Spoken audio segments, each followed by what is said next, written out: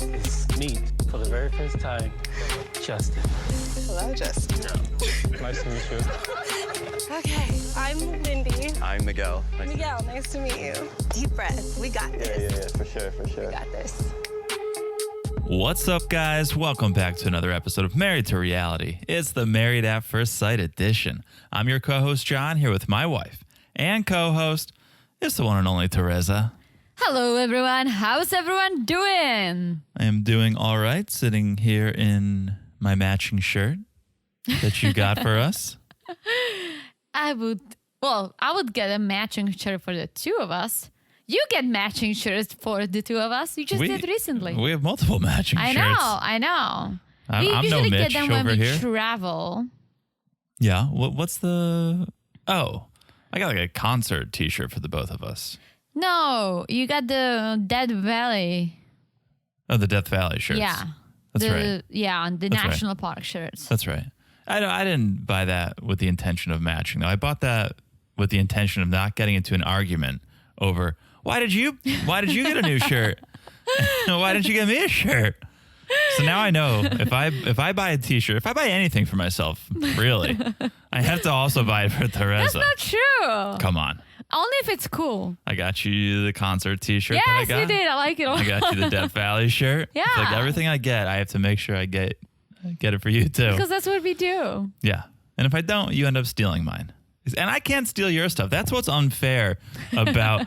I didn't go on a rant. I just made a point on the 90-Day podcast that one of the most unfair things to happen in recent time, I would say, when it comes to men and women, is the dad bod becoming hot, right? It's unfair. It's flat out unfair that I can sit on the couch, have a beer, and my physique is appreciated, right? The flip side of that, I would say, is that guys can't steal their girlfriend's clothes or their wives' clothes the way that you girls seem to like to take ours. My favorite hoodie is always gone. My t-shirt is gone, right? I can't pull that off. I wouldn't be able to fit into your t-shirt. Full disclosure, sometimes when I do laundry... Disclosure. Well, we're here, folks. Disclosure. There you go. Sometimes when I do laundry, I kind of like get confused with our matching shirts. So I sometimes put yours into mine and I put it look on. at the tag. And I'm like, oh, it's a little bigger. And then you just end up wearing it sometimes. Love it. Anyway, we're not here to talk about our clothes. We are here to talk about episode 9. I can't believe it's episode 9. I can. Honestly, I feel like we've been watching this for longer. Oh, I don't feel that way. And here's, I think, why I don't feel that way. Because we've been watching this show all over the country, all over the world. We first started, the first time we watched an episode of season 15, we were 30,000 feet in the air flying back from Europe. Then we watched an episode in Boston because we were at a wedding. In New Jersey because we had a layover in Newark. True. And then we watched an episode in Connecticut on the family vacation. So for some reason, it doesn't just feel like, oh, we've sat down for 2 months in our living room and watched this show. That's true. It's kind of helped the time fly by. And I like this season. I do too. I also feel like maybe I feel that it should be farther because just 3 or 4 episodes are the weddings. And for me, that's all like a one thing, right? All That's the a good weddings. point. That's a good point. But we are here to talk about episode 9. Before we do, a little housekeeping. You know we got to do it. Follow us on social media, in particular Instagram. Follow us at Married to Reality Pod. Some good things are happening over there. Some memes you may have heard about. Some reels that John works on. Reels. You guys chat with us. It's just a fun time. We like to hang out on Instagram when we can. Teresa and I love to hear from you guys. So message us, follow us at Married to Reality Pod. We love it over there. Also, another place we love hanging out, the Patreon.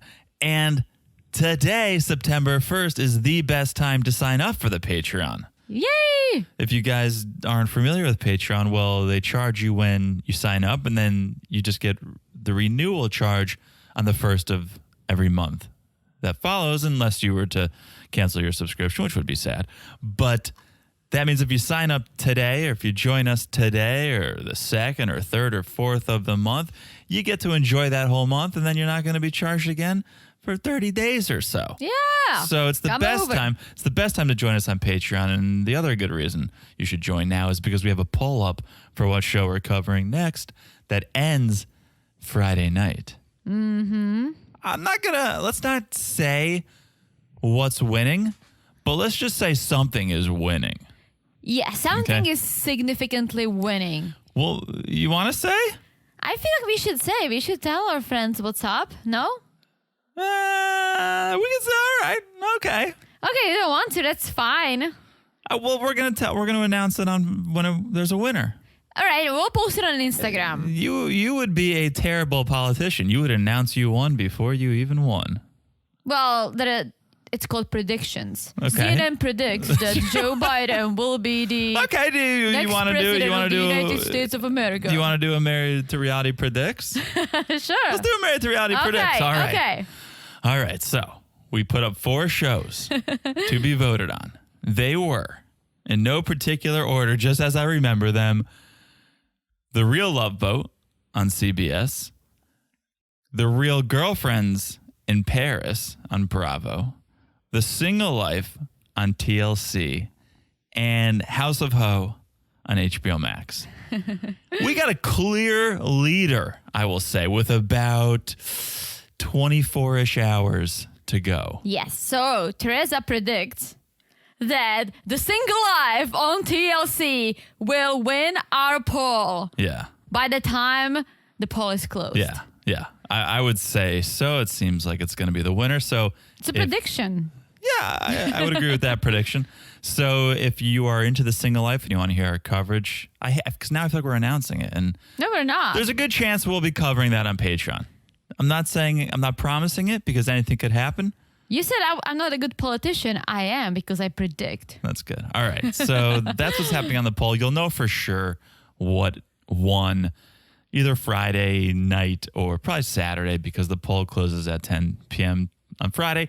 But yes, The Single Life has a significant lead. Yes. So let's see if my prediction will come true. But we'll post it on our Patreon, of course. I mean, am I right? Yes. And we'll also post it on Instagram for you guys who are waiting to see what's going to win to come over. Yeah. One thing for sure that's going to be over there on the Patreon in the month of September is the Love is Blind After the Altar coverage because they're dropping that in the middle of September. I think it's 3 episodes. So we're going to throw that up there. We're going to cover that. Audio only for the Cousins Club, audio and video on the Family Affair level. So that's a bonus. As a bonus. An additional bonus. That doesn't take the place of any show. That doesn't take the place of any bonus. We just wanted to throw that up there for our patrons. So that will definitely be up there in September. And then whatever show wins, right now it looks like it's going to be The Single Life. Let's see. All right. Stranger things have happened. I know, but you're not the predictor. I'm the predictor here. All right. So that is Instagram, patreon.com/married to reality. Also, make sure you're following the podcast, the one you're listening to right here, wherever you're listening to it. It's so easy to follow. You look down, you smash that follow button. Guys, smash it like it's as hot as the mermaid experience. Minus the tails. They didn't get tails. Sorry? They didn't get those like little floppies at the end. That's all they got. No. You have the tail that basically it's your legs, 2 in 1. Mm-hmm. It's like a giant fish leg. Yeah. And then you're supposed to get a flop at the end. There was no fin. What? They didn't get the fin. So it just came to a... It looked like a freaking sleeping bag. They were swimming in a sleeping bag. Oh, I must have just envisioned the tail because I expected it to be there. I think the I don't know what to call it.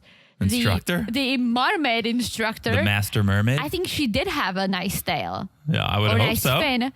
They looked like they're in a giant sock. Oh. I told you that as we were watching. I couldn't get my eyes off Ben's abs, so then I had a hard time looking at anything else. Oh, boy. That's my dream physique right there. I'm going to go to the gym tomorrow morning and get to work. He's too cut. He's too lean. Yeah, he looks like he needs to eat something. Yeah, like a lean cuisine. Like a lean cuisine. All right, so smash like it's as hot as that. And last but not least, if you haven't left a review, you guys know we love the love. We love when you send us love. So if you haven't and you do, thank you. And if you already have, thank you. So just thank you for listening. Thank you for the reviews. Thank you guys for being you. Yes. And hanging out with us. All right. Absolutely. All right. Let's talk about this episode, Teresa. Are you ready? Let's start. You smashed it like it was hot. Let's start with Morgan and Ben. Welcome to Mermaid School. Grab a tail. We were looking for something to do this Labor Day. No. Teresa, I think we found it. Teresa, I actually did find it. I found a mermaid school in Miami. Really? In Miami, a little bit of a drive, but we could get there. $150. Okay. They say you will learn how to swim like a mermaid with other adventurous, aspiring mermaids while expressing yourself in a unique way. Interesting. This is not how you want to spend your Labor Day? I mean, I would want to get the fin. Oh, we would make sure we had a proper mermaid tail. Yeah, I was trying to find it, but I can't find it. I'll show you later. An image of them? Image of the non-existent Yeah, fin. if you're going to make an accusation like that, you need to have evidence. No, I do have the evidence in my head. I told you why we were watching. Terrible politician, terrible witness, terrible No, lawyer. They put it on, and they were standing in it. Right, they were standing on it, so I think it folded over probably behind them. No.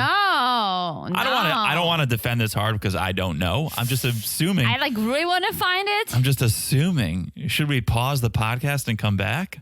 No. Okay. We can keep chatting. I'll find it. No, because you're bearing your head into your iPad. I can't have a conversation like that. No, you can have a conversation with me. I'm telling you, I promise. What if after our breakdown we'll come back and we'll verify? Because it's not a big deal either way. I don't know if I can wait that long. It's not a big deal either way. I don't know. Like now you made me question it. If you question me, then I'm like, come on, Teresa. Okay. I mean, I'm right. So Okay. All right. So they're at this mermaid school. Whether there's a fin or not, it doesn't matter. What matters is that they're there. That's what matters to Morgan. She doesn't care if Ben's got a fin on or not. She cares that he's there because it was clearly her idea, and she's clearly trying to see what she can get Ben to do to prove that he's into this. And next week, we're going to see Ben being forced to do a fire walk to prove his love. really? No, but I'm just saying, any matching tattoos, anything Morgan can do to see if Ben is in this or not. Well, next week looks like Morgan is out. I know. So guys, we're watching. It's 10 minutes till the end of the episode, so things are winding down, and all of a sudden, it seems like the show comes back, and it's Morgan and Ben having that altercation argument, standing outside. And I thought it was a skit. Me too. I thought it was going to be an ad for something because it just seemed so unnatural. And then it turned out that was a scene from the next episode. Yeah. And I go, well, what's going on here? And apparently, Ben's been telling some lies to Justin about Alexis. Right. I mean, about Morgan, and then Alexis told Morgan. Classic Ben. I just don't see him, I don't see him gossiping. Maybe he gossips, who knows, but I can see. It's free. I can Gossip see- is free. Well, yeah, I can Talk see is cheap. Justin gossiping. Yeah. Justin. I said Justin. Why did I say Justin? Oh, boy. But I don't see Ben, No, I don't right? either. And I'm curious. He's trying so hard. I'm curious if people have different definitions of gossip because maybe as they're encouraged to do, of course, because they're forced to live together, they're somewhat encouraged to talk to their fellow castmates about the process. That's Yeah. why they all live together.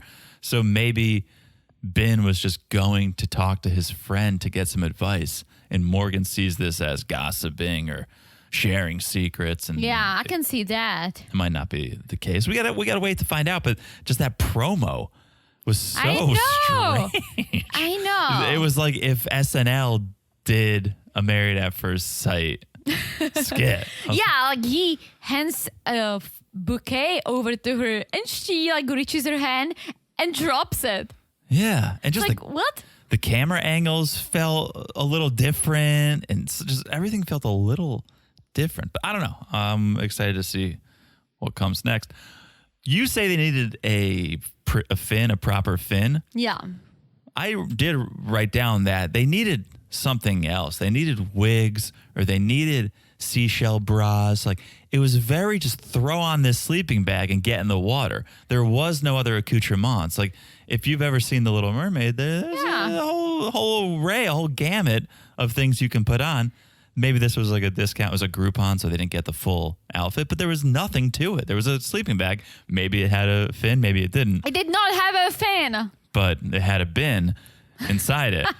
And a pink one. I think she's really trying because she's like, oh, which one do you want? And Ben is like, well, which one do you want? And she's like, I'll take the green one so you can have the pink one. Yeah, she's hazing him. I think. Yes. Yeah.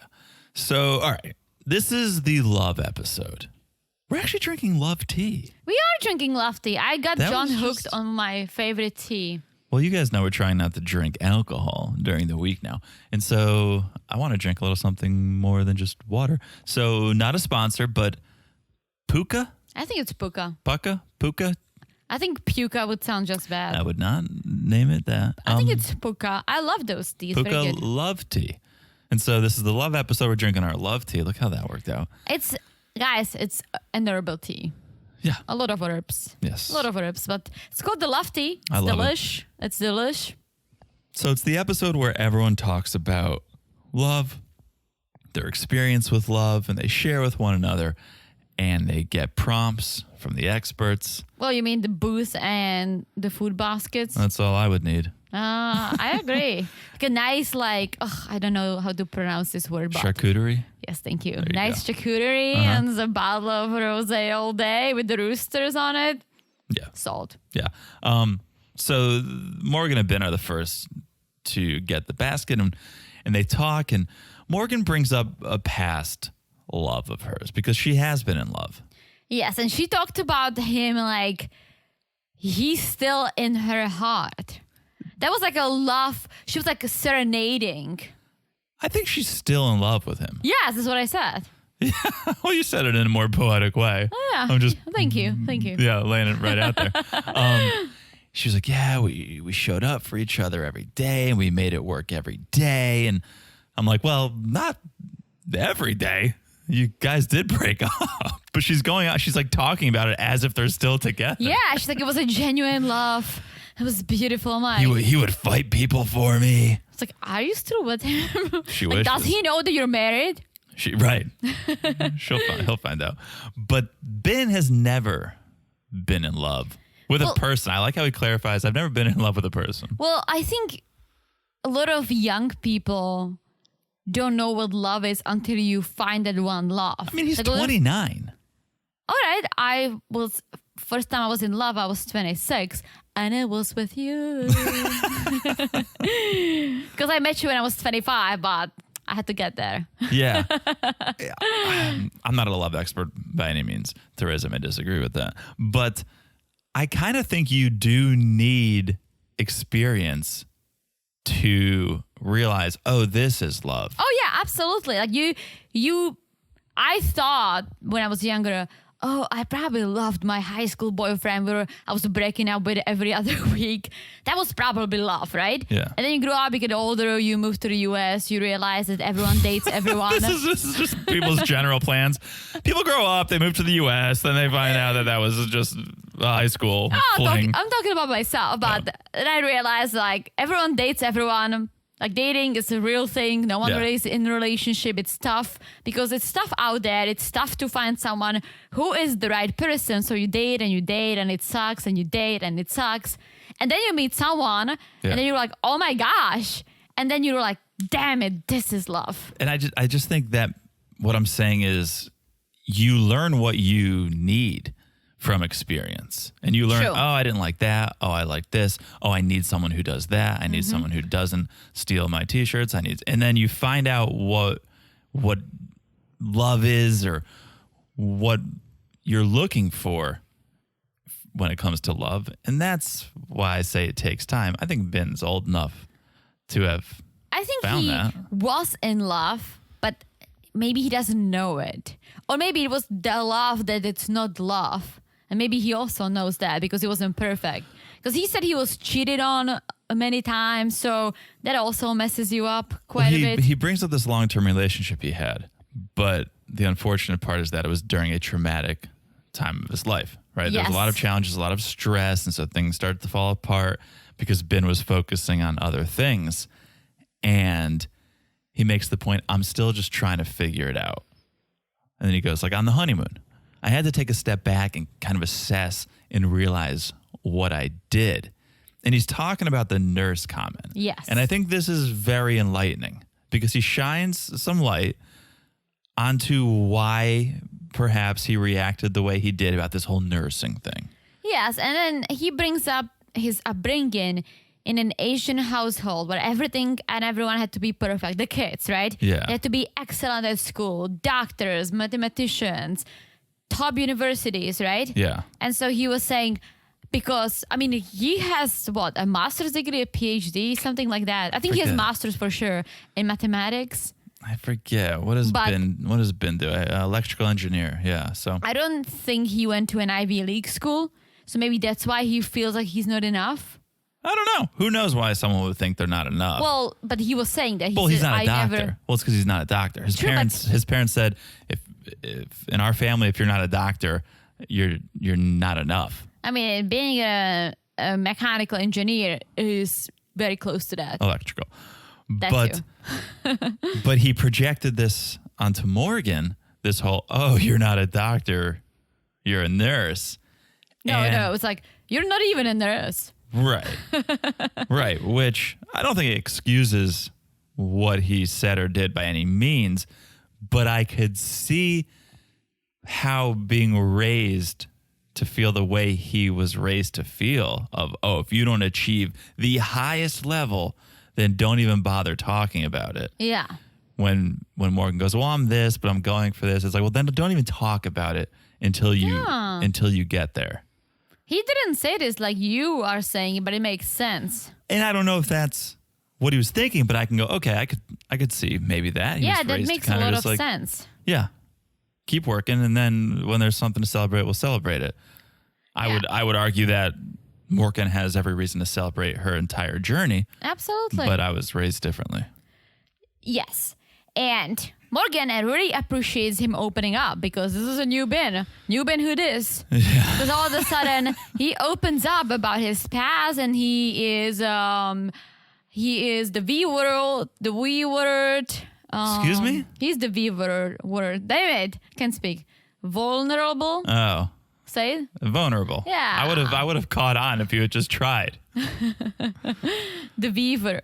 Damn it. The V word. This is crazy. What do you call it? The tongue twister for me. A little tongue twister. V word. V word. You don't even use your tongue really for that. It's more of I'm using something and that's not letting me say it correctly. But yeah, this was a big moment in the relationship, and a moment where you go, maybe there's hope. Maybe there's hope, because Morgan becomes this caregiver almost, and which she is as a nurse, right? And great bedside manner, and tells Ben, you are enough, right? Don't feel like you're not. You are enough. And they start going back and forth, and Ben's like, you're enough. And no, you're enough. No, you're enough. No, you are enough. Everyone is enough. I mean, I had enough of that conversation. But I think it brought Morgan's wall down, which was hard to say because I was about to say Morgan Wallen, which is a country singer. Okay. It brought Morgan's wall down. And she softened, and she's there for Ben. And I go, I think from this point forward, she's always going to be there for Ben. But then we saw that SNL skit. And I don't think I so. don't know. I think I don't see them getting closer. That's an interesting observation. Like they're being and I get it. Maybe you have to start as friends, right? Not necessarily. You can start with lust. A lot of people start with lust. Yeah, but that wears off. Look at Alexis and Justin. Yes.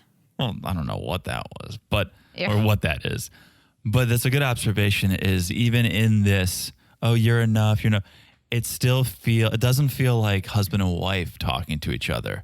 Yes. It does feel like maybe friends or like college roommates or something. You know who they remind me of?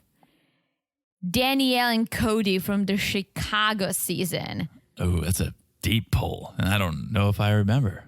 Cody lived outside of Chicago. He had a gym. Oh, yeah. And Danielle was a city girl. She was a nutritionist. Did Cody always have that belt hanging between his legs? Yes. That like floppy white belt? Yes. Yeah. Okay. But there was the same thing.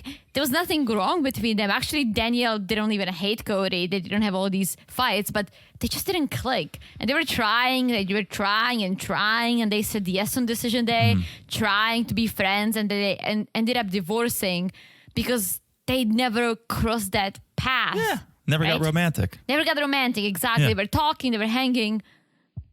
This could be that again. Yeah, I mean, there's going to be some drama over here for sure. But before that, though, we get a little Korean barbecue night. ooh. Bin made dinner. This was a nice gesture. Bin made Korean barbecue, lychee martinis, and koju. And I didn't know there were at-home Korean barbecue setups. We cannot. Well, I saw this and I was like, definitely want to get that because it's delicious and fun. And then their smoke detector went off. And I said, our smoke detector goes off when you just open up the oven while it's preheating. Literally. So again, No, we cannot get it. But I would love to do a Korean barbecue. I love there's Korean a great barbecues. place in New York City. There was a great place in New York City. we Which never one? went. We never went. I went with my work peeps. Yeah, I forget where it was. It was in Midtown. It was on like a 35th between like Maybe. 5th and 6th. It was in the little. It wasn't in China. It was in Koreatown. You know how I heard about Koreatown. it? Okay. You know how I heard about it? How? Bourdain. Oh, nice. Yeah. Yeah, it was really good. So they're doing Korean barbecue. And then this was maybe the funniest part of the episode for me. And there was some comical parts. This was maybe the funniest part. They're just eating. And Ben is like, do you want to open up again? I like died laughing. Or do you want me to open up? Like, It's like, should I go? he found this moment that they had last time and it was nice. And he's like, how do I recreate that? Do you want to open up again? Mark is just like, I'm good. So Ben opens up. So Ben's like, all right, well, someone's got to open up. Like, I see how this relationship works. Someone needs to open up. That was so good. So he does. And it's this is not funny, but he tells the story of his past and how he was discriminated a lot when he was growing up. And the only way he was able to deal with that was just to be extra kind, to be a people pleaser, to be overly kind. And Morgan relates to this. Yes. She's like, yeah, I used to be a people pleaser too, but there was one person I couldn't please. And it was her dad. And then they have this conversation and Ben is asking her, like, how did you become who you are today? And she goes like basically, how did you become Morgan? Yeah. And she said, I did when I cut my dad off. Yeah. It's just a little sad. Hey, if there's people who are negatively affecting you, then you have to. I know, but it's tough with parents. Yeah, okay. Like, no matter what, I could never cut my parents off. Well, knock on wood, that they wouldn't do anything that would deserve you cutting them off. I'm not going to get into the laundry list of things that a parent can do to a child, but there would be things that would require one to cut their parents off. At some point, they are your father or your mother. They're no longer your mom or dad, right? They're they're what biologically brought you into this world. They're babies. I'm not talking about yours anymore. I'm talking about people. Okay. Right? Just because a parent has a child, it doesn't make them this holy person. They have flaws. People have flaws. Yeah, I mean, and if absolutely people have flaws. And if they're impacting their children negatively, you might have to cut them off. Listen, I get it. Some parents are shitty. I'm not saying they're not. But I'm saying even if I had shitty parents, I would still not cut them off. Yeah, you're saying this from a privileged point of view, and so am I. But I don't want to get into the terrible things people do to their kids. I know what yes, you're saying. you would, I know. and maybe you wouldn't, but you would hopefully have someone in your life that would help you separate from that and go, this is really having a negative I impact. get that. When I say I couldn't cut them off, maybe I wouldn't be talking to them. Maybe we would not have a relationship. Yeah. But I would still want to know somehow what's going on. Sure, you'll never completely. Yeah, I mean, that's what I'm Morgan is saying. still talking about her dad, right? Yeah. You're not going to pretend they never existed. You just don't need to go see him at Thanksgiving. True. So, yeah, Morgan says, I cut my dad off, made all the difference. And that's kind of where the segment ends. She tells Ben he needs to reflect on himself and realize he is enough. And hopefully he can move forward stronger than ever like she did. And it ended on a really positive note for them. Mm-hmm. Until... Wait for it. The upcoming scenes. So before we move on, she was kind of coaching him on how to start loving yourself. And I just thought of this. I think it is important. Like if you want to be in like a good, healthy relationship, you need to be happy with yourself first. Because if you're not, you will never be happy with someone else. Like you have to get to a certain point of your life when I'm not saying everything has to be perfect, but you have to be in a good state of mind to be able to open up to someone else. I think that's true. For Just sure. thought or at of least, it. Or well, it's a cliche saying at this point. People What do say you like, mean? oh, you can't love someone before you love yourself. People say that all the time. Yes, people do, but I don't even... Do I love myself? I don't know. I never thought of it. I don't think I love myself. I don't hate myself. But like loving yourself... No, you love yourself the way you love me. Like, I'm not perfect. Right? You're not perfect. I can love myself. I mean, I'm very close to that. Very close. I can love myself and know I still have imperfections and things I need to work on. And I love myself more for acknowledging that. So just like you can love me going, well, I know he's not perfect, but I love him for who he is. I think you can love yourself. I just don't like to use the word love. I know you don't. We've talked about this. Because or vulnerable. Those two words are very hard for you. At least love is And easier love, to pronounce. but love makes you vulnerable. I would say I like myself.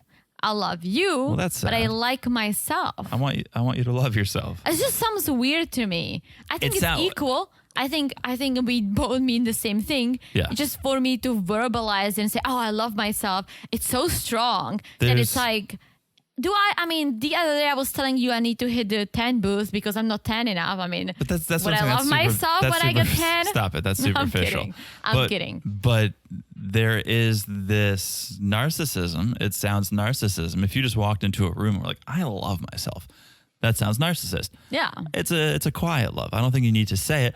Are you happy that you are who you are?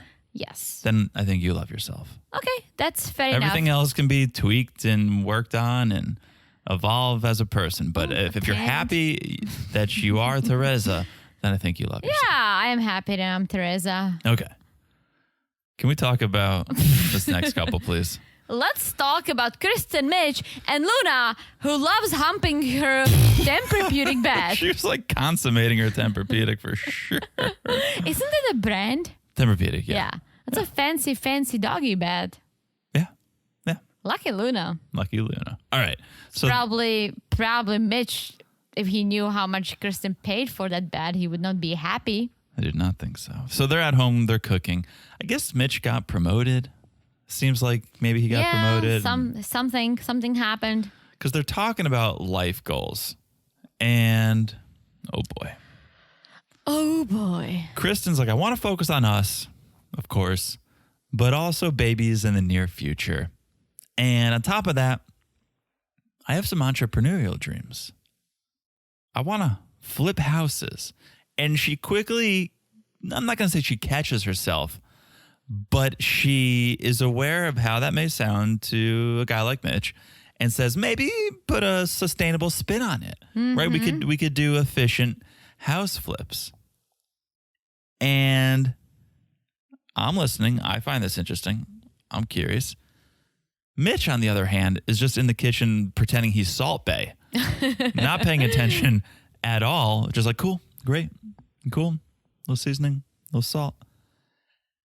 But then I think something catches his ear and he goes into his rant. Let me ask you this, Kristen. Environmentalism interests with social injustice and rising house prices in San Diego, pushing people out. Only the rich can afford houses. So how do we address that? She wants to make money, Mitch, not to go broke while flipping. And I hate to say this, but people do flip houses for a living. Look at Stasha. Like, she flips houses for a living. That's interesting, yeah. I wonder what he thinks about that. It is, and I don't know enough about it, but There are people who go into a neighborhood, buy up the houses for pennies on the dollar because they're decrepit, put shoddy workmanship into them, like apartment grade upgrades, and then sell them for way more than they should be sold for. And now people who maybe could have afforded that house and fixed it up themselves or had someone else help them out, they can't afford this flipped house. I get that, but it's not on Kristen to solve. No. It's on HGTV and all these other shows, Flip or Flop, Flip This, Flip Me Off. They're promoting this idea and everyone's becoming house flippers. And yeah, I don't know enough. I don't know the research, how much it's affecting the housing market. I have to imagine it's affecting it a little bit at least, but I don't know if it's enough that he deserves to get this upset about it. Inflation's affecting the housing market. Airbnb Well, is stop affecting doing that. the housing Stop market. doing the straw man argument. Stop doing that. We're talking about house flipping, so don't then just go and say, well, all this other stuff is too. Well, I never thought of flipping house. And this is just me not knowing anything about this, guys. But I never thought of that house flipping affects the housing market. Of course. It does? You're increasing the price. Well, yeah, but I would hope that you fix it up. I know, but I get what you were saying. Labor costs more than materials. So you're having someone else go in there, buy the materials for cheap. A lot of time it's not house flippers. A lot of times, at least because when I was looking at houses, I looked at a couple houses that were flipped, and my mom's a realtor and goes, "Yeah, these aren't the best upgrades." How do you know the houses were flipped? Does it say in the listing? So if you go on Zillow, you see a house got listed. Yeah. You see it got bought 8 months ago. Oh. And now it's back on the market again. Oh. And it's all renovated. You go, someone bought it just to flip it. Got it. Which, okay, it's a business, right? It's Yeah. a very popular business. It's a good question, though. Is it affecting people's opportunity to buy homes? I really don't know. I don't know either, but I think it's a great business for handy people who can buy the house and fix it themselves. What is Kristen gonna do? She'll be the investor. Well, yeah, but then she has to hire people Right. and all that. It's not as lucrative, for There's sure. a lot of people who are very handy. We don't know if she is or isn't. You're going to make an assumption she's not. We don't know. Maybe her family is in the... Maybe. We don't know. We don't know, right? It's her dream. This is her entrepreneurial dream. I mean, I say go for it. Yeah, I say go for it the way she was saying it. I don't think she was saying we're going to go redevelop an entire block. Yeah. She was like, I want to buy a house or two and flip it. Let's see. Let her try one. Yeah, Right? I'm going to try more than one. There's Mitch no- needs to. There's no harm in like, yeah, go for it. If you want to try it out and let's see. But Mitch, that's not going to fly for him. So then we cut to them having the love conversation. Kristen admits she falls in love easily. And her last loves have unfortunately ended catastrophically. I get that she loved the guy. She said, oh, yes, when he proposed to her, right? Yeah. But I feel like saying that she falls in love easily sounds really bad to me. Like let's say I was dating someone and the guy told me, oh, I fall in love easily, I would be like, next. Yeah, I guess. It doesn't sound... I think it's a red flag. Falling in love easily means that you don't go deep. Like you're looking for, what are you looking for if you can fall in love easily with people? I would just say, to play devil's advocate, maybe some people aren't looking for a lot. And so, again, I don't think love is a choice. I think when we talk about the effort that you put in, sure, that's the choice. But I don't think the feeling or the I agree. attraction is a choice. And so maybe Kristen just feels and is attracted to more people than we are. Exactly. Attracted. Attraction does not equal love. No, I know. And so her saying, oh, I fall in love easily, I don't buy it. I think she gets connected with people easily. I think she gets attracted to men easily. But maybe that's love. You know the feeling we get when we're together, right? It's great. To me, that's the definition of love. Like I feel better when I'm with you. Yeah. And maybe Kristen has that with other people. There's this feeling, this sense of, oh, this is love. I don't know. But I see how I'm just saying what I see think, how you Jonathan. I'm just saying what I think. right. I see how you could lean in and go, "Oh, you fall in love easily." I don't know that I would like brag about it and be like, "Oh, That's my thing. I would say, oh, I was in love before. Yeah. I would leave it at that. Yeah. Because falling in love easily, it's just, I don't know. And I think it's also I'm being a little extreme when it comes to this because that I don't say love Yeah. a lot. I say it to you all the time, but because you're special. But other than that, I just don't use that word that often. And so when someone says I do it all the time, I'm like, I don't buy it. I feel the same way about people who would vocalize that I don't fall in love easily. I would say keep it to yourself. What good is going to come if we started dating and you told me, well, I just so you know, I don't fall in love easily. I'd go, well, you never met me. Yeah. You've never dated me. So you didn't fall in love with those guys easily, but I'm different. So I don't see what comes from saying either or. Yeah. Take it case by case basis. I agree. You're with Mitch, and let's see if you fall in love with him, and Mitch vice versa. See if you fall in love with Kristen, because Mitch goes, I haven't been in love. He says it flat out, but he can sympathize with Kristen and her catastrophic relationships because his parents had a bad marriage that ended in divorce, and so they both have experience with these failed relationships. But they agree, our life right now as a married couple is better than when we were single. Yes, and that's a huge thing. Do you buy that? I think I do buy that. For both of them. You think Mitch thinks his life is better and Kristen thinks her life is better? I do. I think Kristen thinks because she wanted to be married. I don't think she loves this whole environmental extreme behavior. Yeah. I think Mitch does like her, but there are things that he doesn't like about her. But I think like flipping houses, right? There was a lot he didn't like about her from day one. But and then it seems he like flipped. out on her. Well, it seems like the more every week he's finding. So it's not like they started in a great place and then he's starting to find some ruffles. Right? It started out bad, and then it got good, but now it's bad again. I don't think it's bad. I just think they're getting to know each other. I still think that Mitch likes her a lot. I think Mitch wants to make it work.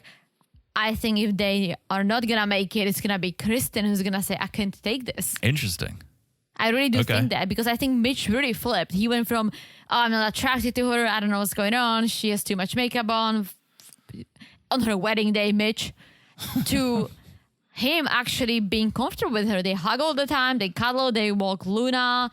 Like, I think he is into this, but I think she's slowly realizing that this is gonna be more difficult than I thought. What I really respect about Kristen is, I think she does realize this. She's quick to vocalize it. And here she brings up again, I think we're in a good place, but I don't always feel heard. Like when I was spilling my heart out about my entrepreneurial goals, I felt like you weren't listening. I didn't feel heard. And Mitch was like, I should have been more serious about it. But because of my job and my passion, I just can't be a hypocrite. And Kristen's like, well, I'm not going to live a life of guilt. And this is a great example of if you're married to someone who has different political views, right? I think a lot of people cannot make it. A lot of people it creates just recently. I would say 15 years ago, a Democrat and Republican could be married, and that's no problem. what I'm saying. They could have made it. They were able to make it, right? So the Democrat believed in whatever Democrats believe in. Same for the Republican, and they lived happily ever after. Same thing could be for them. Mitch can believe in this extreme I don't think so. environmentalism. She can believe in environmentalism. You see how it dropped the word extreme? Yeah, but... And they can make it, but he needs to cut her some slack. Well, that's okay. But then that's not staying true to his beliefs. If she comes home with a new Louis Vuitton bag, he's going to flip his shit. And she's going to go, I worked my ass off for this. But he should know. That's the thing. But then he's not staying true to himself. If she comes home with a plastic water bottle that she bought at the store, I get it. He would be mad. It's like, why did you do that? Get a water bottle, right? Yeah. But if she buys something nice for herself that she worked for, and those Louis Vuitton bags, I don't have one, guys. You never will. Well, I may one day, but I believe that you buy that bag and you have it for years because it doesn't it's a reusable bag. It's a reusable bag. It doesn't really go out of style. It's from a good quality leather. At least I think so. Right? Yeah. I touched one. Okay. And so it's not that bad. And if you want to make yourself happy with something like that, I think that's fine. But small things like plastic straws and plastic water bottles that Mitch hates, sure, she can adjust. And that's why I'm saying they need to meet in the middle. And that's what they need.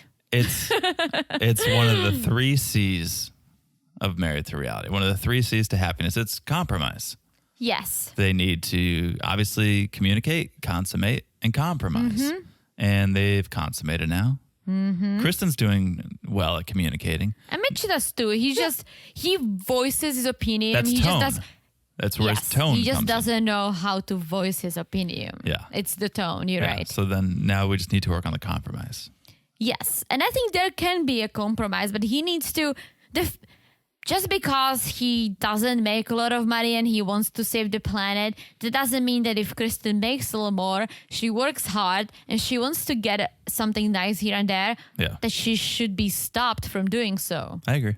So let's cut to the karaoke bar. All right.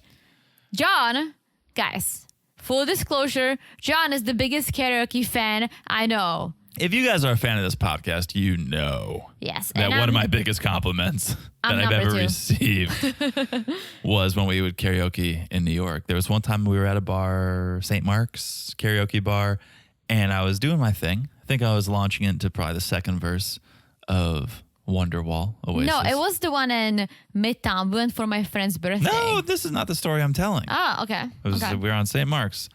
And I think maybe I just finished the song, and someone came up to me and said, "No, excuse me. Do you run the karaoke here?" And I said, "No, I do not. But thank you for saying that." He thought I ran the karaoke at that bar. I know, I was there. Was it the place that you walk up the stairs? The stairs in the front. Yeah. From the sidewalk. Yeah. And the bar is right there on the left. Yes. And then I sang in the back right corner all night long. But the bar is on the right. But guys, I'm not bragging like I'm a good singer because I'm not. I'm not bad. But I'm not a good singer. But I do what Kristen does, which I think is what people enjoy, is a little bit of crowd work. People like the crowd work. No one really wants to sit there for 4 minutes and listen to you sing. But if you pick a good song that everyone can sing along to so they can get involved, and you do some crowd work before the song and the musical breaks, you're talking to the crowd, you're keeping it interesting, people love it. John loves it. Teresa, we set up karaoke in our kitchen when we're alone and the two of us just sing. Yeah, we do that. We do karaoke every couple months by ourselves. And we fight over the mic.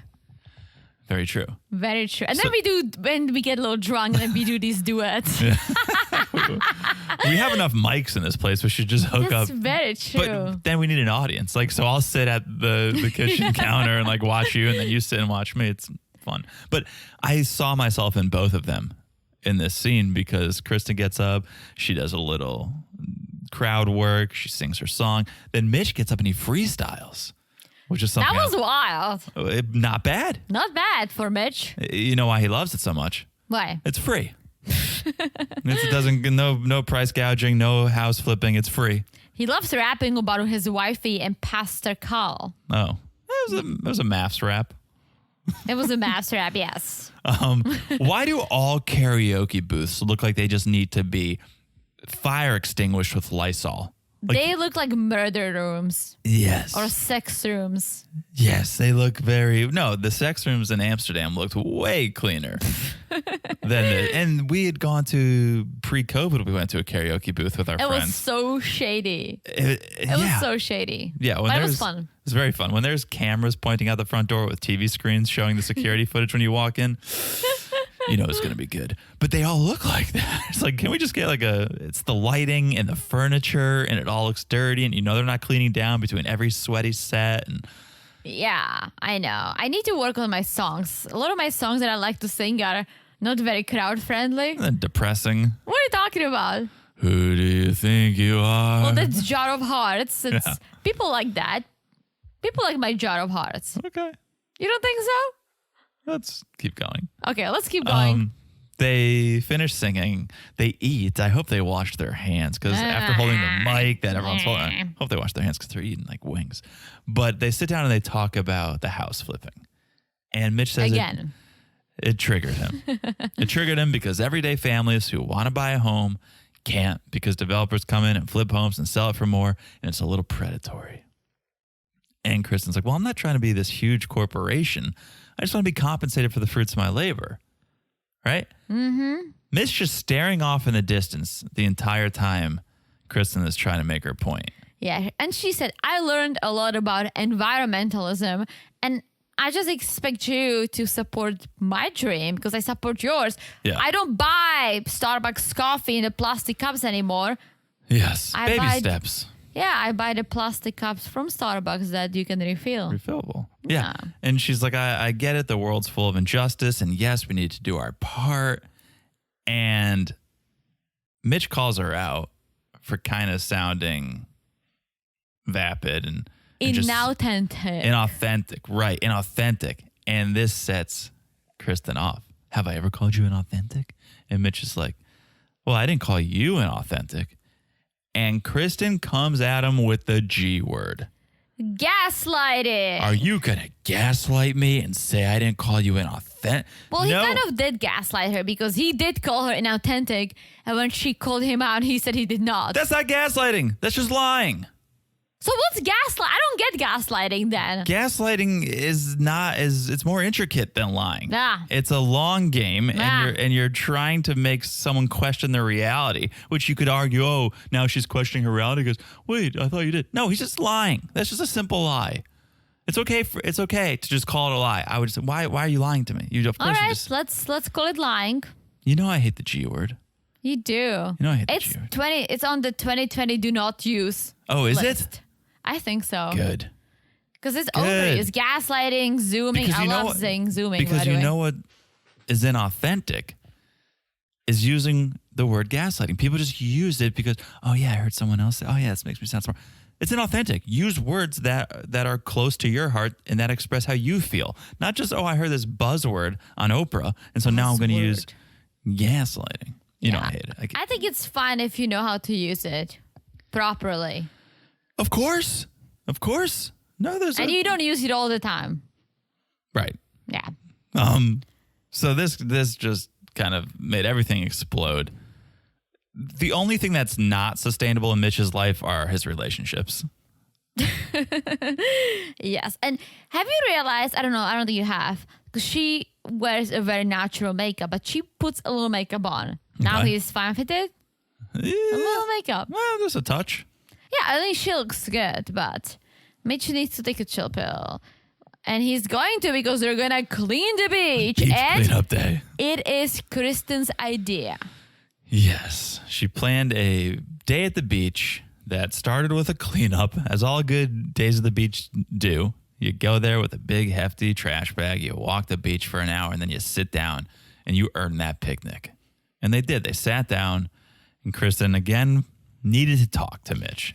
It's funny. Every time she does something and goes somewhere to talk to him, they then need to go somewhere else to talk about what happened at the last place that they were at, where they were trying to talk about something. That's so true, because they're going to talk about the karaoke. She's like, I brought you to karaoke to talk about the kitchen, and now I'm bringing you to the beach to talk about karaoke.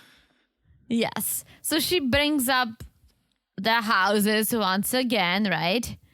And basically saying that she wants to be appreciated.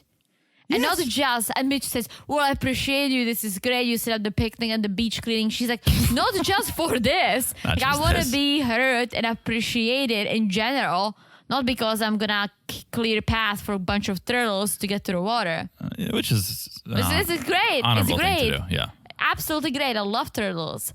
I love turtlenecks. We almost got killed because we were getting off a highway and there was a turtle crossing the off ramp, and Teresa's like, stop, I need to get out and move this turtle to the side of the road. I'm like, we're on a highway.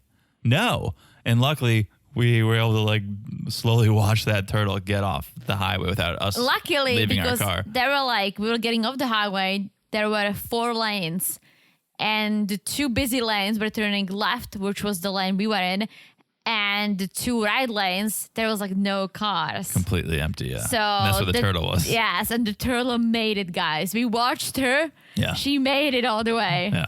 Beautiful. But I was moment. about to go and save her. Yeah. Yeah, Kristen's just basically like, I bring a lot to the table. I want you to realize that. I don't want you to manipulate my dream to something negative. And that's basically it. She thinks, oh, I'm going to start to resent Mitch if he continues to feel this way and treat me this way. And so Mitch is saying, yeah, I am grateful. It ends. This segment ends. But she's gone 3 weeks without mentioning that stupid hat that he wears. But that Indiana Jones hat, right? That's his vibe. If she can go 3 weeks without mentioning that hat, Mitch needs to learn to just ease up a little bit on some other things.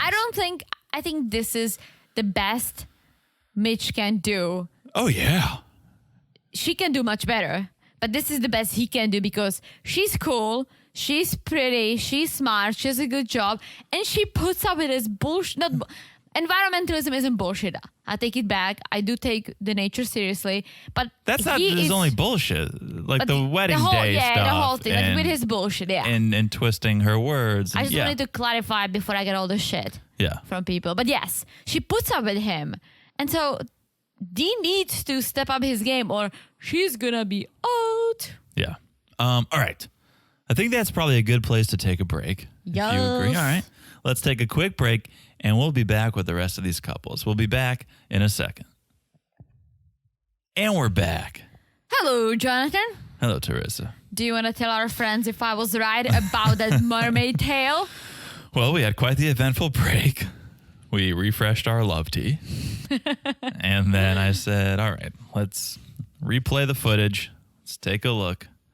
And I'm still torn.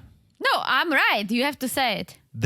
You are right that the instructor, we're talking about Ben and Morgan's tale. They don't have a tail. They have the mermaid. Okay, maybe it is. Okay, they have a tail. That's the sleeping bag.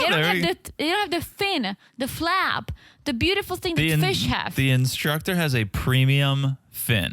Imagine if you see a fish without a fin. I would be like, what's wrong with you? How did you even swim? Yeah. What I was reacting to is Ben and Morgan do have little, and you can see it more before they put it on. They have these little things that shoot off the side. That's for their legs. That's for their feet. But I thought you just meant it was going to be a flat bottom. There's going to be no shape to it. Well, they're basically, they have shoes. Yeah. They don't have the beautiful fin. You're more right than I am. They don't have the beautiful fin. They don't look like real mermaids. I'm going to leave it at that. All right. So we're back to talk not about Morgan and Ben again, but about Stasha and Nate. We're picking up with them, who are also having their love conversation. And they're in a pool, actually, but they're not wearing fins. No mermaid Not pool. even a sleeping bag. Not even a sleeping bag. They got champagne, though, and they're ready to talk. Stasha wants to know where Nate is on the love spectrum. 4 out of 10. If this makes you feel better than 40 out of 100? Dude, that's literally the same thing. I love how he said that. Like she didn't understand what 4 out of 10 was. 4 out of 10? Yeah, 40 out of 100. Well, not good. Stasha is almost in love because she's 8 out of 10. 80 out of 100. Sure. Yeah, and maybe the discrepancy here is that Stasha is looking at love as a commitment, not a feeling, which is interesting. She's saying, which also isn't good, she's 80% committed. She should be 100% committed, I think. Yeah, I think love and commitment are two different things. I think they're two different things. She said, I see love as a commitment, not a feeling. So then if you're 8 out of 10, you're only 80% committed. I don't think she fully understood what she said. Right.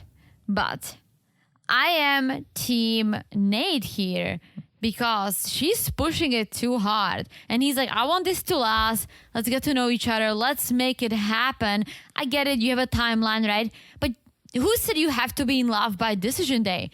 Stasha says that. Right. But it's not the rule. You should be comfortable. You should be heading that direction. But if you don't say the L word after 2 months, that's okay, bitches. Right. The only word you have to say on decision day is yes. Yeah. And then love can grow. And feel like you need to have feelings. You need to have, there must be something, whether it's love or you feel like you're heading towards love. There must be something for you to say yes, obviously, right? But that's not the rule that you have to be in love by decision day. But for Stasha, it is a must. And because she's pushing this so hard, Nate is getting annoyed. And I get it. I would be getting annoyed. Yeah, it's a false timeline. It's a false timeline. Thank you. You're creating more stress by putting it out there. Again, it's good to talk about things. Communication is one of our 3 C's. But all this love talk and where are you on the love scale? And if you guys aren't exactly the same number, you're going to have issues. Mm-hmm. If he said he was a 7 and she's an 8, she might not vocalize it, but in her head, she's going to go, why isn't he an 8? Why isn't he more? Why isn't he a 10? So this whole game, this whole love spectrum game is nothing but problems. And yeah, just play it day by day. As you said, Therese, as long as you're moving in the right direction, then love can come after 6 months, after 12 months, right? You don't need it after 8 weeks to say yes on decision day. What I didn't love about Nate's response, though, was when he was trying to defend why he's not as close to love as Stasha is. He's saying, I want someone who knows my favorite candy bar. We haven't even gotten drunk yet. And I get that. So get drunk. It's been 3 weeks. What are you waiting for? You got a bottle of champagne right there. Bend over and butt chug that thing. You know why it's important to get drunk together, unless you just don't drink alcohol, which is a different thing. Because a lot of people cannot handle themselves when they're drunk and a lot of issues come out. But I am a big believer of the fact that when you're drunk, you say the truth, right? Or you say things that maybe you wouldn't say sober. Yeah. Right?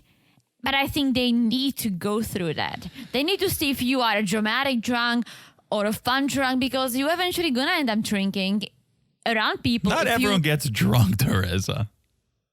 You have to get drunk with your partner. Come on. I would disagree. I think that's a must. I would disagree. I agree. I mean, with yourself? I agree with myself because A, can be fun, but B, you really you and I know we've gotten drunk together. But we're drinkers. We are, but not everyone's a drinker. And that's what I'm saying. If you're not a drinker, that's fine. But if you do like to drink and go out, get drunk together, because you might end up being in a situation that one of you do get drunk and you don't know what's going to happen. You don't know how they're going to react. And then you have to deal with it in public, around your friends.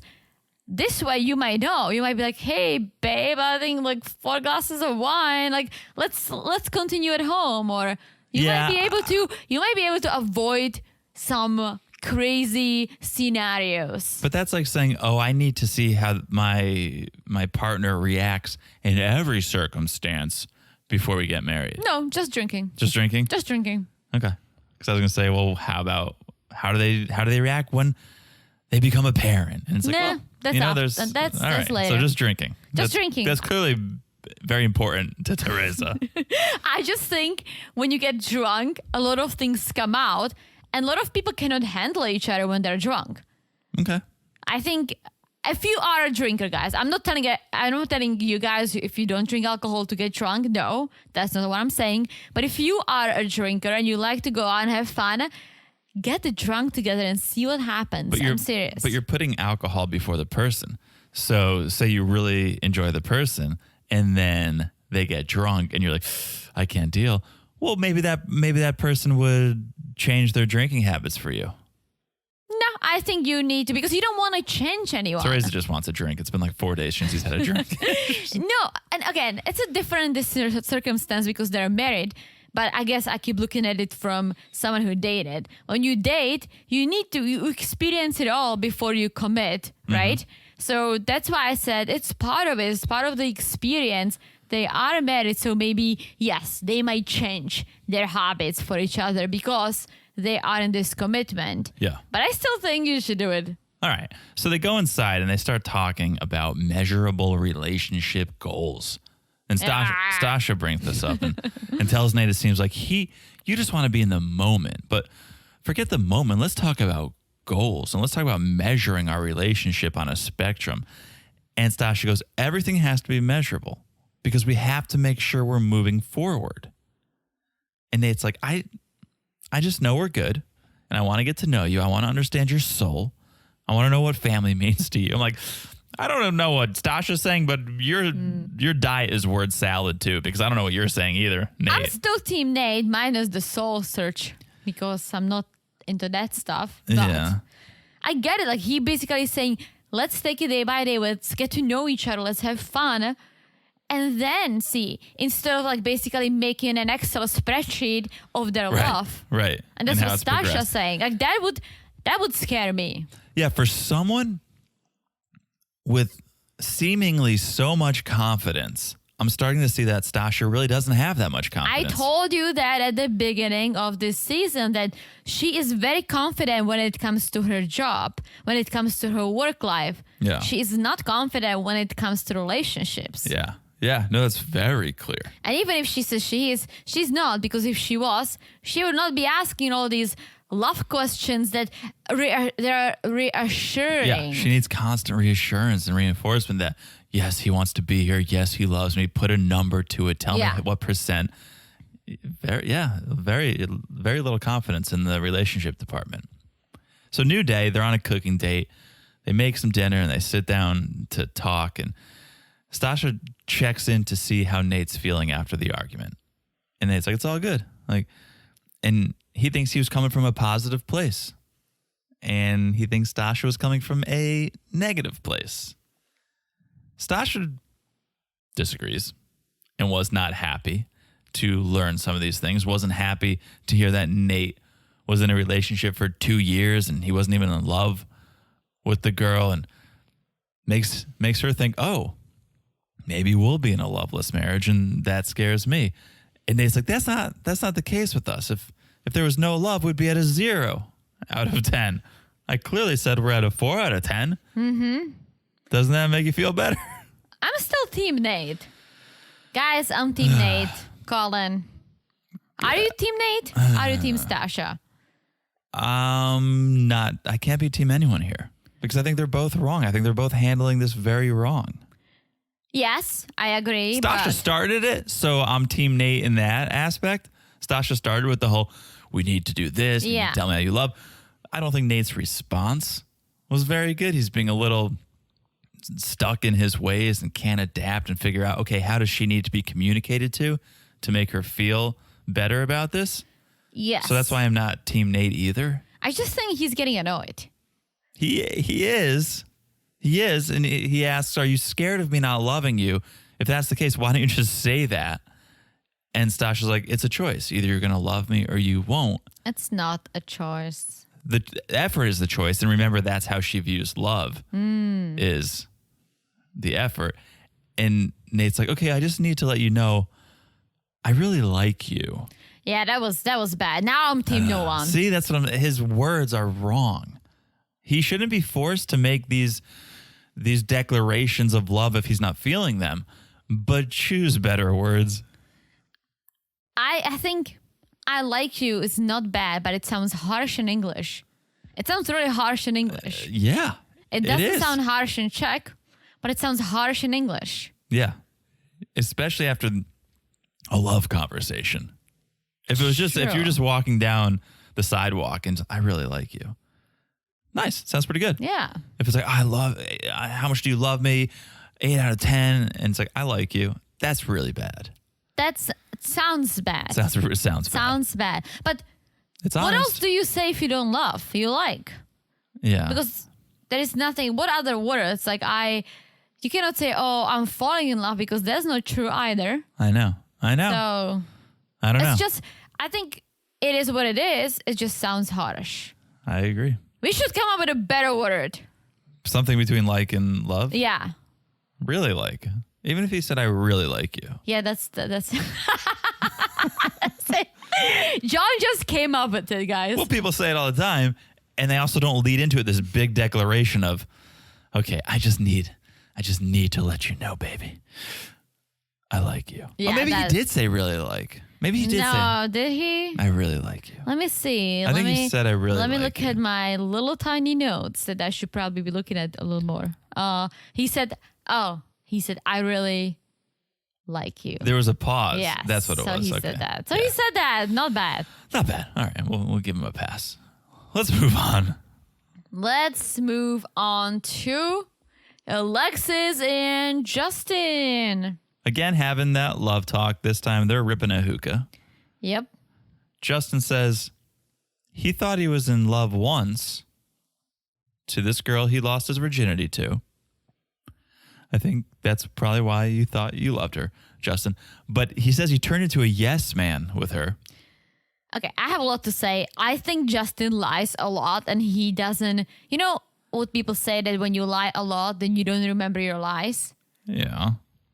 Or he makes shit up to make himself sound good. But he said, I love this girl I lost my virginity to. Yeah. He was engaged. So is it the same girl? Because then you, on the so. other hand, you're talking about how, oh, girls just want you and everyone wants to have a piece of me. It's like... I think so. So what is it? I mean, he's 33 now. He says he lost his virginity at 20 and he was trying to save it for marriage. So... He only banged once? No, I think he was trying to save it for marriage. They probably got engaged. Maybe he was like close enough. Banged. They broke up. And then he had a decade to bang. Okay. I just think he needs to maybe tell his stories a little differently because I'm getting confused. I think if he was going to lie, he wouldn't say he lost his virginity at 20. He'd be like, oh, yeah, I lost it when I was 14. Like, right? That doesn't sound much better, to be honest. Well, you know what I'm saying. I do know what you're saying, but yeah, I just don't like his storytelling. He's a storyteller, and I feel like he exaggerates or he adds. Well, everything is over the top. Yes, there is just something about his stories that I cringe. Yeah, no, it's his over the topness. It's a lot, and so he says he turned to a yes man. He got walked all over. She broke his heart, and Alexis is like, "Let me ask you a personal question. When you were growing up, was the love one-sided?" And it was. Justin said, yeah, I was always trying to please my dad and get his love. I was giving him love, but not receiving it. He wouldn't give me love. Everyone's trying to please their dad. There's a lot of daddy issues. A lot of daddy issues. Here. And so then Justin asks if Alexis can tell him how much she loves him. I want to hear, how much do you love me? Right? Not really. No, you won't tell me? Why? Well, I'm uncomfortable because of the inconsistency, a.k.a. the vagueness. And she brings up the candy store fight. I'm with her. I'm with her, too. She shouldn't have said it from day one. Yeah, well, she didn't say it on day one. She said it on the honeymoon when she was wearing her pink glasses and Justin was good. Everything was good. And he kept saying it so much that she was like, fuck it, I'm just going to say it. But she's not in love with him. And now after what happened, it's hard to say I love you if there are so many issues. Yeah. So I get it. It's a new day. Beach picnic. Did they do any beach cleanup before this? They did not. How dare they? They better did something after. Like clean up after themselves. That's Hopefully. what I'm saying. Yeah. So the beach picnic is set up. Alexis asked Justin how he pictured himself as a husband before getting married. And he's like, just being a great listener, being supportive. Not good enough for Alexis. Yeah, she's like, that's it? That's all you got? Those are two good things. Alexis is like, so what's the difference between just a partner and marriage? And for Justin, it's with marriage, there isn't an easy way out. Okay. He said there is. Well, no, that with marriage, there's no easy way out. You're married. Oh, yeah. You're right. And then they kind of talked about, so if we weren't married, would you still be in this relationship? And Justin says yes. I just want to back up because I think it's an interesting question with the difference between being just a partner and marriage. Mm-hmm. I don't think there is one. No, there is not. I don't think there should be one. You share your credit card. Maybe. Maybe. I mean, some people. But at least And a for- last name, some people. for some people. For me, now there's a difference between dating and marriage, for sure, no question. But once you're boyfriend, girlfriend, once you're in a committed relationship, I don't see a difference. You should be treating it with the same level of respect. You should be on your way to becoming married. Otherwise, get out of the relationship. What are you in it for? Yeah. I think the difference between being in a relationship and being married is a big ass party. Okay. That was good. Yeah. But when it Our comes wedding, guys, our wedding. when it comes to the level of commitment or seriousness or It's the same. how you treat the person, why would it be different? You're going to treat your boyfriend with a lack of respect, but you'll treat your husband with respect. Doesn't make any sense to me. You're going to do more for your husband than you would your boyfriend. Well, then why are you dating your boyfriend? Don't you want him to become your husband? It doesn't make sense to me. So I was Team Justin there when he's like, yeah, I don't know. It's just once you're married, it's harder to break up because it's legal. Yes, but did he say, because I don't know if I didn't pick up on this, but did he say that it should be the same? Because I Well, feel like he's the type of his person who response wants was- to have things better. No, his who response- expects better things. Alexis says, what's the difference between a partner Mm. and marriage? And Justin's response is, with a marriage, there isn't an easy way out. True. So he's basically saying that's the difference. So yeah, then Alexis does ask, would you be in this if we were just dating? He says, and Justin would, but not Alexis. She would be out. because she wouldn't allow someone to be so vague or lie to her. I'm adding it to the list because, yeah, Yeah. overused. Yeah, put it on the bingo card. I also wonder when someone leans into something this much, sure, it could just be their word, or are there things we're not seeing that are actually vague? Because there's like one or two things he's done where like, I guess that's vague. But she uses it so much where I go, maybe he's doing something that's really vague or saying things that are really vague, and we're just not seeing him in the edit. I don't know, but I can tell from the way she talks to him and from her facial expressions and her body language, she is turned off. Yeah, I I don't think remember. she's I really there don't. because I think she honors the experience, but I think she made up her mind about this whole thing. Well, and she does honor the experience because she says she's a runner and she's staying because they're married. And that's the name of the game. That's why Married at First Sight is the experiment, is the process that it is. It's because when things get tough, sorry, you're married, let's stay and try to work it out. But I don't know that Alexis was ever that into Justin. I've said it from day one. I don't think she's that into him. I agree. I was mind blown when she said, I love you. Mm-hmm. But now we see that, that was kind of just, she said it and she doesn't feel that way now. So I don't think she's that into him. No, I don't think so either. Again, I think she's more of a badass and he's just too much. Yeah. He's just too freaking much. Yeah. The factor, the variable that you have to take in with everyone is that there's cameras there. And so maybe some people just want to be nice. Maybe Alexis doesn't want to come off as rude. So she's Interesting. playing into it more than she would if cameras weren't there. But I really don't see her being that into Justin. No, she's not. I think maybe she was into him before. I'm not saying love, but Right. she liked him. Before but he after cried every other crying afternoon. and the dogs and him lying, and then we Yeah. saw the fight on the Nest camera and this whole thing. I'm just like, this girl is there to honor the experience, but she's out. Yeah, and I respect her for that. Yeah, totally. Let's move on to Miguel and Lindy and a new part of the relationship, Steve. Steve's always there. Steve's always there. He loves doing this. And let me ask you this. Why don't we live in an apartment complex with beer on top? Do you think that, you could pour your own beer and bring it outside? Well, I do, but I also think that a lot of people started doing the WeWork thing. I don't when you think put taps somewhere. Apartments do that? I think it's a great idea. Guys, call in if you've heard of an apartment with a beer tap. And I tell don't- us where it is because we could have moved there. I feel like they pour themselves a delicious looking hazy IPA and went out on the balcony. I don't know that they. So why would you, I'm going to go Mitch on that. Why would you use a plastic cup if you already had a bottle? Because you can't show the label of the beer. Smart. probably.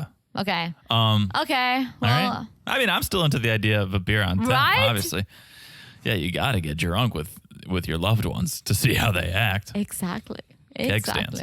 All right, so Steve's there to talk to Miguel about his experience with Lindy at the housewarming party. And you know what's funny? I expected this. I Really? expected Steve and the grape to get with Miguel and talk about it because it was very intense. And from a friend's standpoint, red flags. I get it. She was drunk. And that's what I'm saying. She was drunk. This is Lindy being a little drunk. And that was not good. Because if she does this again and again and again, that is going to affect the relationship. So what's the next step? You're going to go out, but she's not going to have a drink if she wants to? But so what was it? Because Steve is alarmed by Lindy's behavior. But to me, he was turned off by Lindy's thirst for healthcare. It wasn't necessarily her actions or her personality. It was how thirsty she was for that free healthcare. Yes, but do you think if she was sober, she would be saying all this to his friends? Yeah.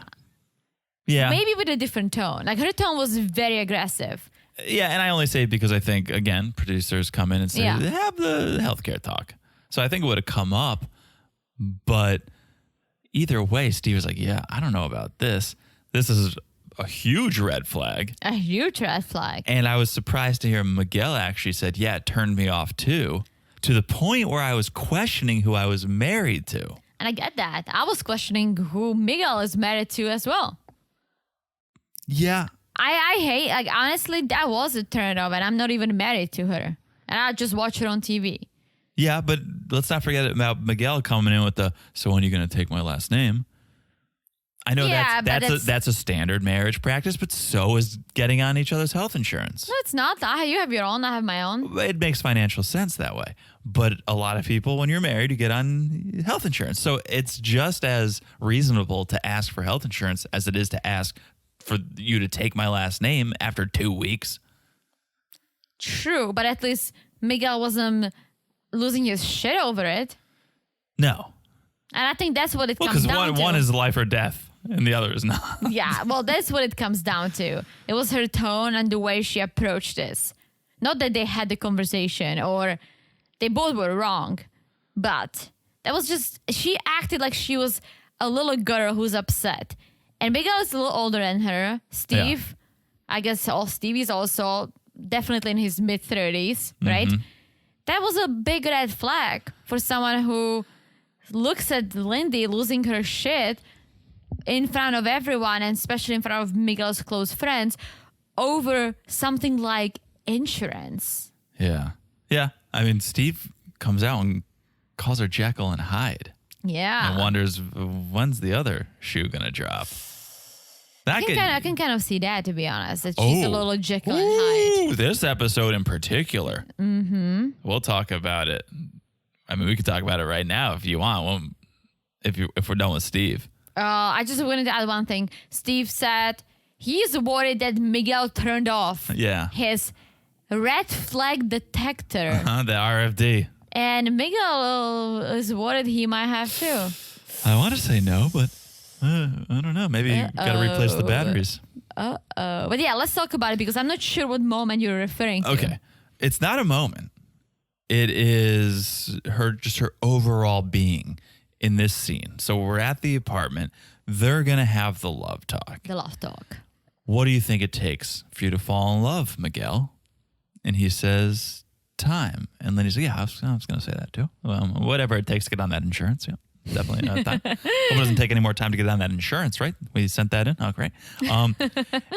And Lindy goes, in a relationship, you see people tired. You see them angry.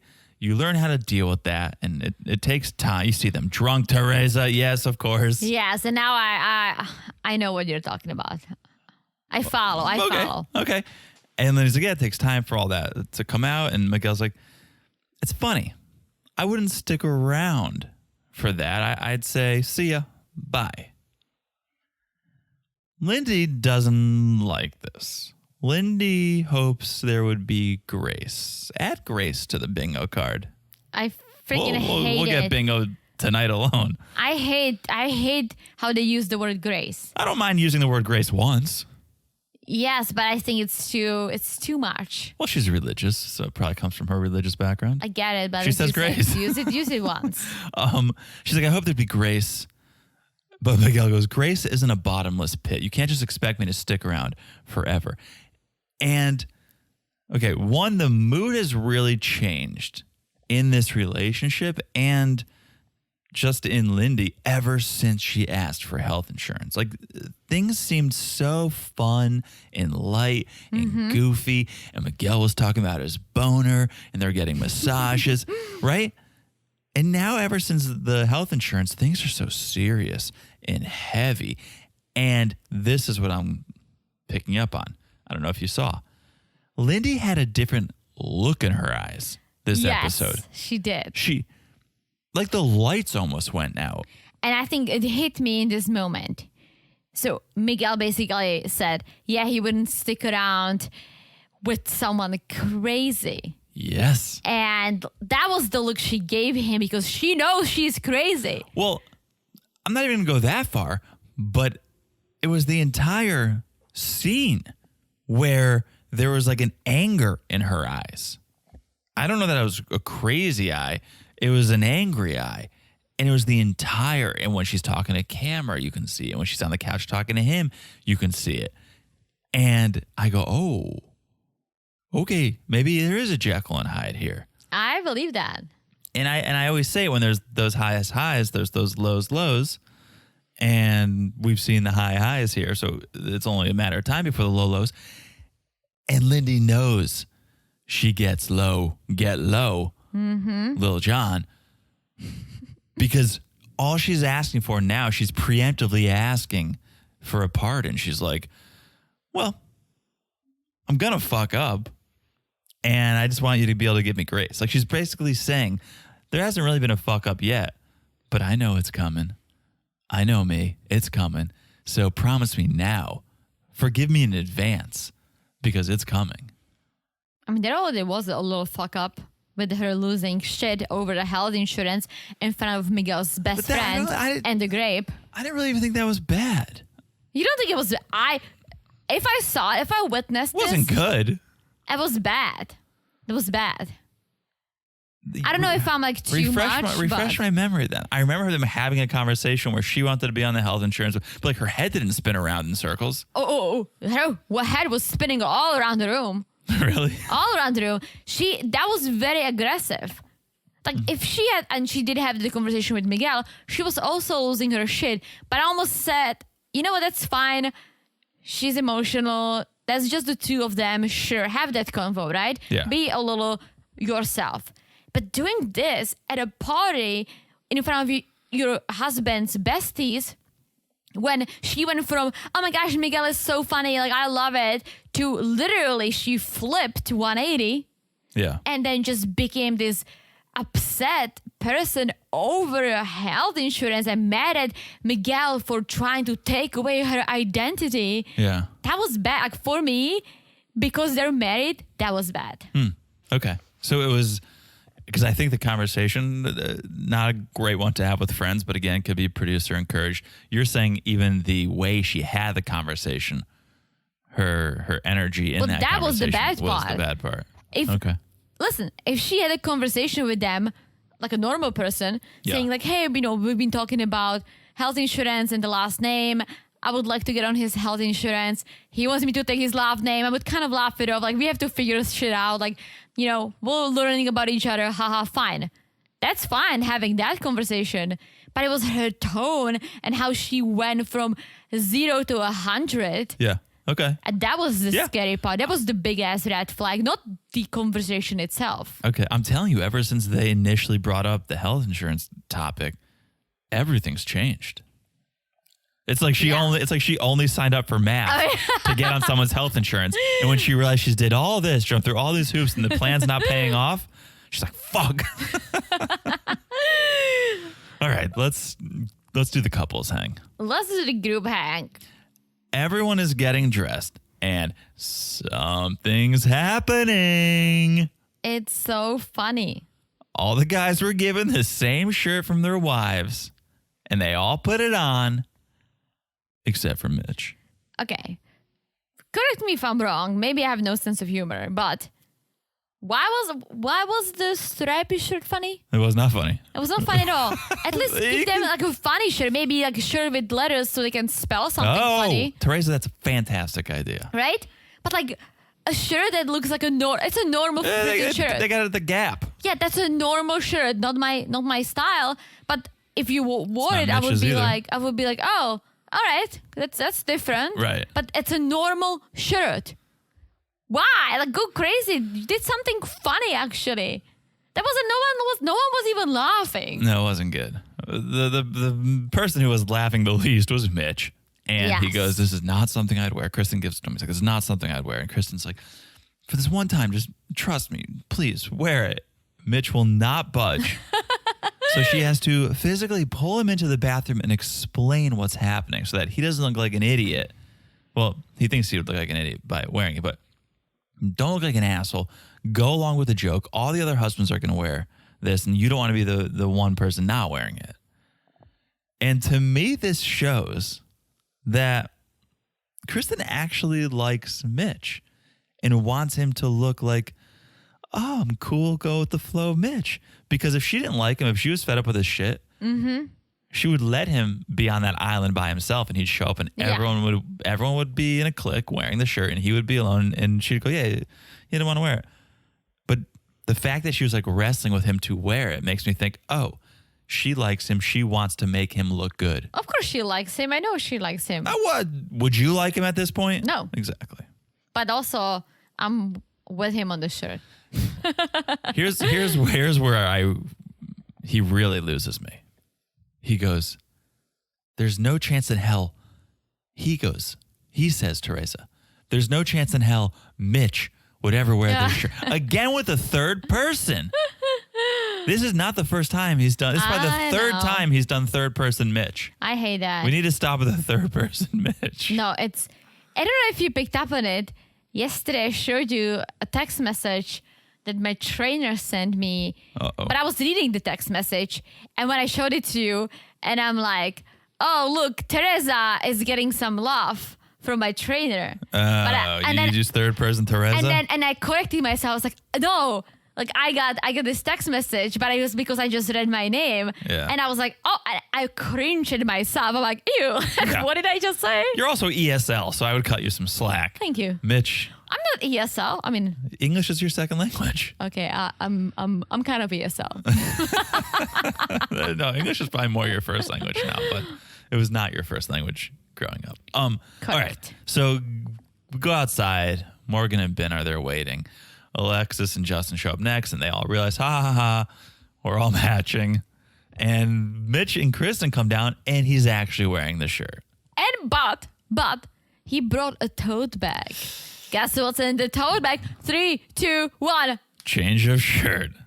I mean, I'm all for the black shirt. Sure, looks much better. But come on, Mitch. Come on. Yeah. And you could have sucked it up. And the thing is, you put it on. Yeah. So you wore it. And now, Mr. Sustainability, what, you're going to waste the shirt? What are you going to do with the shirt now? It's a waste of a shirt. It is a waste of a shirt. And the shirt's not the problem. The hat's the problem, Mitch. The hat is the problem. The shirt's fine. Yes. The thing is, he was probably like, I really want to wear this hat. The shirt does not go with the hat. I had the whole outfit laid out. The black shirt matches the hat. The blue striped shirt doesn't match the hat. So he's got to change his shirt. But yeah, and everyone's like, what the fuck? Everyone's like looking at him. Mitch is basically saying that Mitch does not like that. Mitch does not like when people buy him physical things. It's giving me responsibility that I have to take on. No one gave you a pet. No one bought you a dog. There's not a responsibility. It's a shirt. Yes, maybe you have to put it in the washer machine once in a while. I like really laughed when he said, I don't want to wear it. I don't want to wear it for another minute. And I have a reason for it. And that was his reason. Oh, he's like, I try not to buy things for people they didn't ask for. It's a little materialistic. All right, Mitch, enough. That's too far for me. I mean, if I bought you a shirt, at this point, I know what you wear. So I would never buy you a shirt. It might be a waste. I'm sorry to cut you off, but it might be a waste because if you don't wear the shirt, it's not materialistic. Giving No. someone a gift, giving someone a T-shirt as a gift is not materialistic. No. But he also could have said, hey, babe, this is not my style, but maybe I can exchange it for something I like more because that's what John does. Yeah. I'm not going to waste it, but it's just not materialistic. No, I don't think Mitch, so. Okay. So All right. finally, we get our first special guest. And yes, I guess my keyboard turned into Czech as I was typing her name. Told you it was ESL. Because it says Dr. Píťa Holec. It's Dr. Pia. Oh, But my keyboard was close. It's more like PU because she stunk. She stunk. Most importantly, A, why are you just appearing here now? Like, what's going on? And B, why are you having these intimate conversations in front of everyone? I get it's gonna be on TV later on, blah, blah, blah. We're all gonna watch it, sure. But at the moment, when you open up about something like that, just be the two of you and the therapist. Yeah, Dr. PU. She could have slid those color wheels under the doors of the apartments and just been done with the whole thing. She didn't. What do you mean? She brought out the color wheels. Oh, yeah. Slide them under the doors and go home. Like, you didn't need to be there. Yeah, no, it's the emotional wheel. The emotional color wheel. Yep. Well, where's rage on that wheel? It Because reminded I'm me of the feeling color wheels I had to buy for college. I had them all over the place. Yes. So she hands out the color wheels, and she wants everyone to share what it felt like when they were hurt. And of course, Mr. Emotion, Justin, jumps right in. He loves sharing his emotions. And he says, when I'm hurt, I feel betrayed. But I've adapted. My body's not bulletproof, but close enough. And I'm not cold. But I can become kind of cold. And that's what I'm talking about. It's just, Enough, Justin. And he was freestyling. He was freestyling. He wasn't even using the wheel. He was going off the dome with that. And Alexis is sitting there almost just laughing. Yes. Like, what is he even saying? And basically her response to that, because when Pia? P.U. When Pia... I'm kidding, it's Pia. Okay, it's when Pia calls her out, But she Alexis stunk. basically says, I don't buy that. I don't buy what he just said. Who, Alexis? Yeah, she said that. He's like, I don't buy it. Well, Dr. Pia's like, well, he may be experiencing a trauma response. And Justin's like, well, that's not it. That's not it. I haven't stopped being open. And this is where Alexis is like, no. Like, I don't know what he's saying. I disagree with this. And Justin goes, she doesn't know me that well. And that's, he's a baby. He's a baby. But Alex says, I loved her sentence. She got some love for it. She said, when you shut down, you're not helping me to help us. It's not helping you help us. Sure. Yeah. But everyone loved it. I loved it. I'm like, this is great. Yeah. Sounds like a song, or sounds like it should be in a song. When you give up and shut down, it's not helping you or us. I could have done better than that. I'm sure she said, you're not helping me to help us. I wrote down, when you give up and shut down, it's not helping you or us, which is true. All right. Colin. When you give up Okay. and you shut down, it's not helping you or us. That's it. Next on the spotlight, Mitch and Kristen. Spin the wheel. Spin the wheel, and let's talk about a shirt. Kristen's like, I'm giggling looking at the wheel and living in the surprised and astonished section of the wheel. She's surprised and astonished. And yeah, she brings up shirt The date shirt. 2021. And Mitch basically is like, I'm an environmentalist.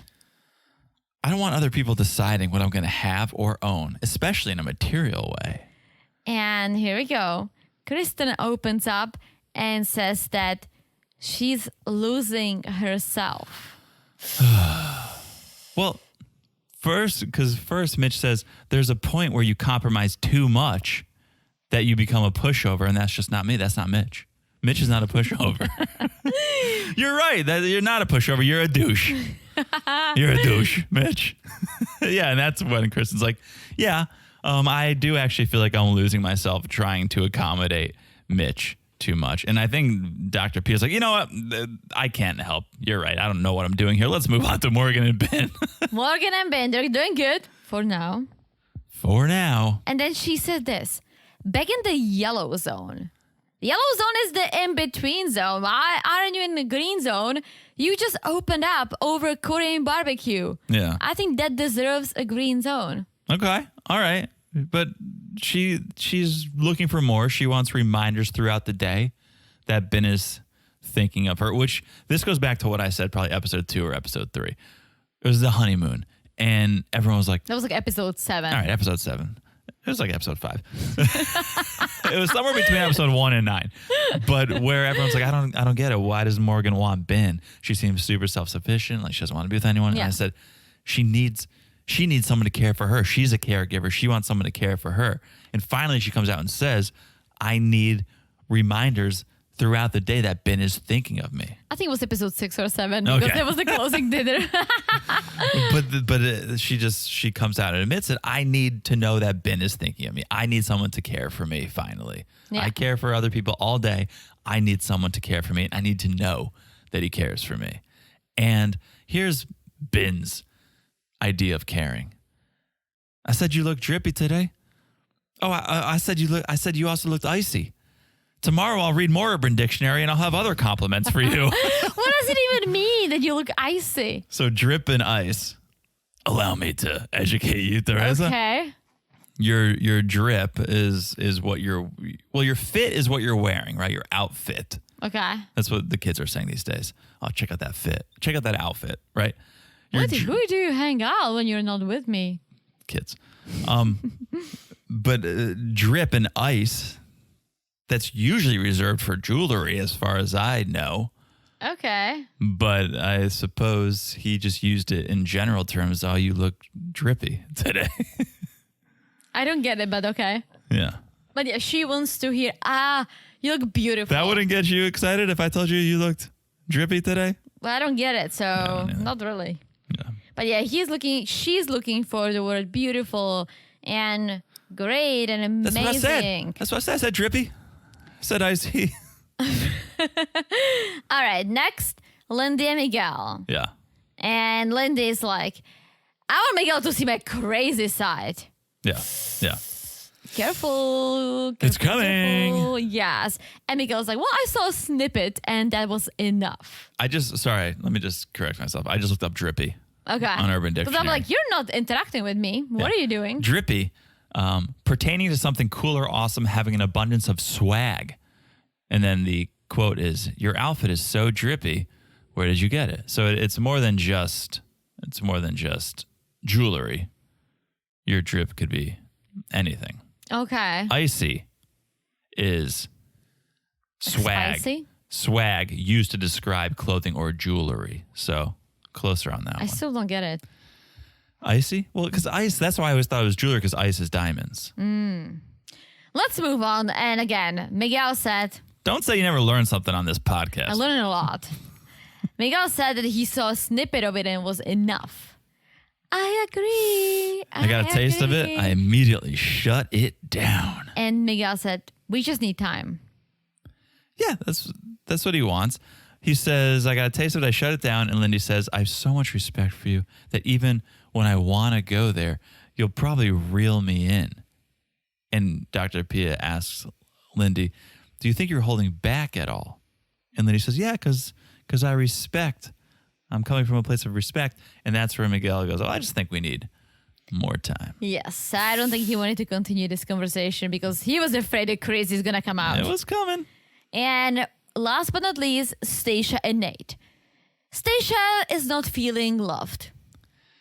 Yes, we've seen this. She wants verbal affirmation and physical affirmation, and she's not getting it. She's feeling lonely and isolated. And the abandoned section of the wheel. Let's not forget about the wheel. Oh, I totally forgot about a wheel. Yeah. She's like, I came in showing my feelings early. I was vulnerable, but Nate didn't match me there. They should have said, spin the wheel. So yeah, you I don't just really watched it recently. Wheel of Fortune? Not Wheel of Fortune. No. Price is Right. Yeah. The long mic. You don't actually spin the color wheel, the emotional wheel. You don't? But, nah. They You weren't just- spinning You it? just look at it and you go, oh, I'm happy, so I'm this, and then you can go out farther define or refine your emotions. Yeah, no one needed to do this in a group setting. But Nate's response to this, Teresa, let's talk about this because Stasha's feeling like, I showed my feelings, but I'm not getting anything reciprocated. Nate goes, I'm doing actionable things that show I'm trying. For example, I always wanted to sign up for therapy, so I'm about to sign up for therapy.